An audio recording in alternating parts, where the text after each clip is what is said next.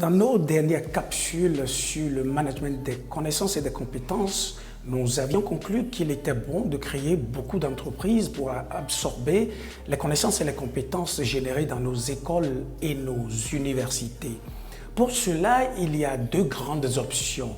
Il y a l'option de ceux qui choisissent d'aller monnayer leurs connaissances et leurs compétences auprès d'employeurs, mais il y a aussi plus complexe ceux qui choisissent de s'auto-employer. Dans les deux cas, il s'agit d'entreprises. Qui parle de création d'entreprise parle forcément d'entrepreneuriat.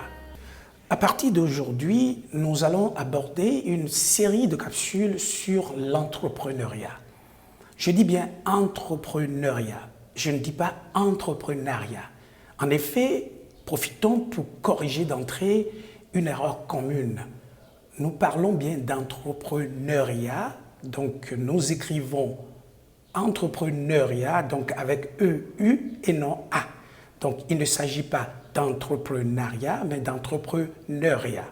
C'est vrai, dans Management Autrement, il ne s'agit pas de communication d'ordre académique, mais essayons quand même de définir très rapidement et très simplement ce que c'est que l'entrepreneuriat.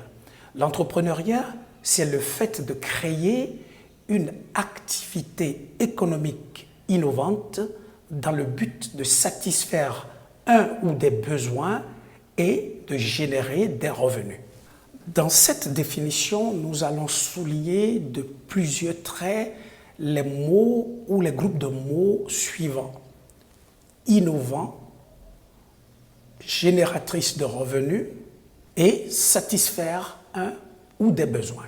Restez donc avec nous pour parcourir les méandres de l'entrepreneuriat, pas comme on nous l'a enseigné, mais comme nous le vivons dans notre contexte, dans notre milieu. Nous allons démystifier un certain nombre de concepts, nous allons mettre un certain nombre de choses à l'endroit. Aujourd'hui, concluons par exemple sur une contre-vérité qui se raconte sur l'entrepreneuriat.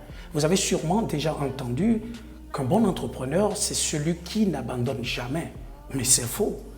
Un bon entrepreneur, c'est celui qui sait surtout abandonner.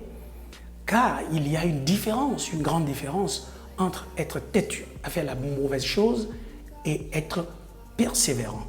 Au week-end prochain pour démarrer les méandres. Bon week-end à tous.